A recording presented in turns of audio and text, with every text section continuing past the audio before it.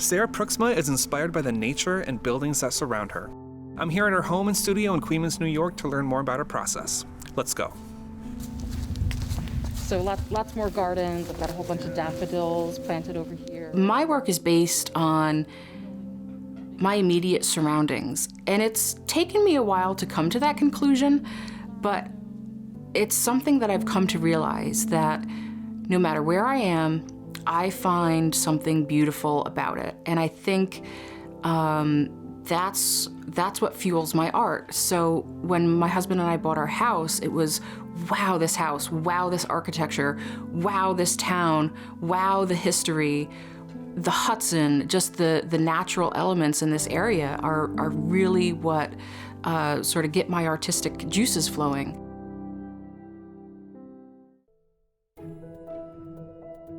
The one thing that always comes up in my art is florals.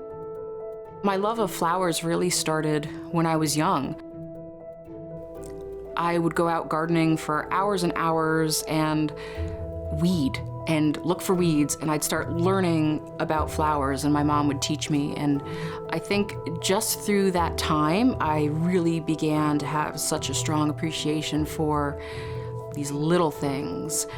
What's garbage, what's preferred, what's beautiful, what's not. I just think making those kind of decisions and, is interesting. And I think it's certainly fueled my art.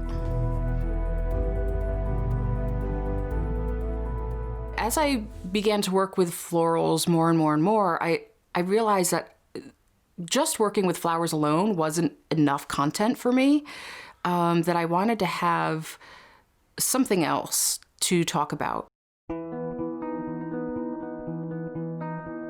So that's where my husband and I buying our first home came into the mix. We found this home in Queens, and it's 1870s style Italianate house, and we just fell in love with it and the architecture in the area as a whole.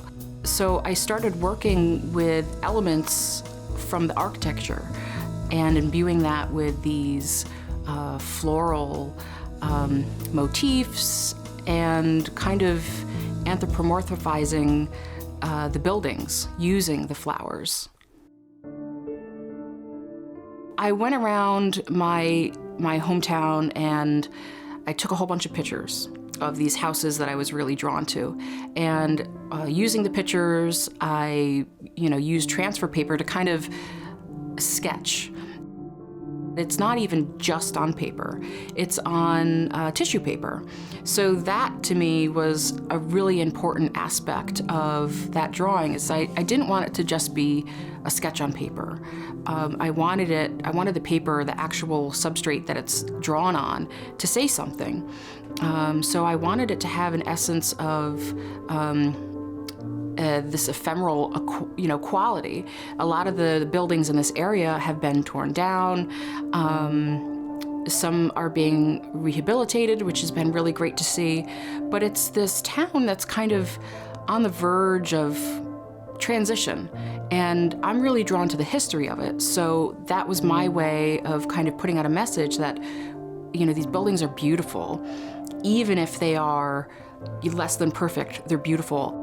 I could use the tissue paper to kind of speak to the concept of, do we keep these buildings? Do we recycle these buildings? Do we throw it away?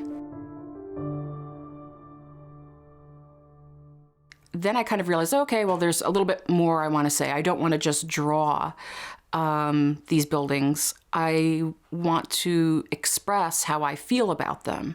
So the reliefs are more of a personal kind of take on these buildings. I have my framework. I've sort of mapped out the essence of some of the structural components, and I want to start working on building up the storytelling part, which really is the flowers. So then I would work with this 2-part epoxy resin, and this I discovered a number of years ago, and I just love it. It's so fun to work with. You can get a lot of detail, it's really malleable, and then when it's dry, it's like super hard and like basically unbreakable.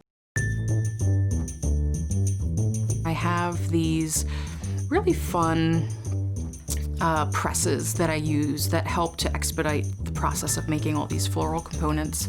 And at first, when I started using them, I was like super embarrassed, like, don't let anybody know that I'm cutting these corners or I'm using crafting supplies, the horror. But it's just another tool. And I think it's just silly to feel like, you should be embarrassed by the tools that you're using. And I find myself using a lot of these craft, materials and tools, and it's really fun. The floral elements will speak to like the activity level in the house. In one piece that I did on our first house, the floral accents are coming out of like the front windows. And when my husband and I first moved in, that's where a lot of the activity was. We were trying to get our living room set up, and that's where the flurry of activity and kind of expression was coming out of. I hope that it brings people joy. Some of the pieces that I do, I hope, inspire maybe action, and in just the way that our historical buildings need to be saved. I found this quote a few years ago by Marcel Proust. The real voyage of discovery consists not in seeking new landscapes, but in having new eyes. It's how I approach life, and I think having a greater appreciation of what's around you ultimately leads to happiness, and that's part of what I want to bring into my work.